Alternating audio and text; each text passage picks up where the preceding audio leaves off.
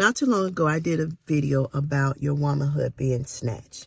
And somebody may say, well, how do you know? Well, like I said in the video, I experienced. Matter of fact, I had 2 sets of fibroids. My first set of fibroids, which I found out what they was, when I was helping my friend move. And I was standing in the kitchen. I was washing the dishes, putting away stuff that they was bringing stuff in. And my side started to hurt a little bit. And so I was like, okay, maybe it's just me, moving around, typical women. We think we superwoman and all that stuff and trying to ignore the signs. And so every time they made a load back, the pain got worse and worse. And so about time they got back with the final load, I was actually bent over and the pain was so unbearable that I began to cry.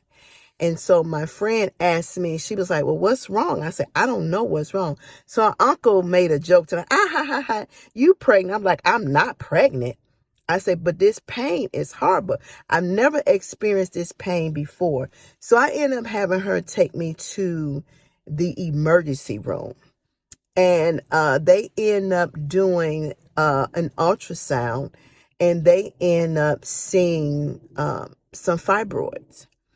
And so because the fibroids were inflamed, I had to go back to the doctor and I had to talk to them and find out what the next steps were. Well, I had 3 of them, come to find out. One was on the front of my uterus, one was on the back, and one was on the inside.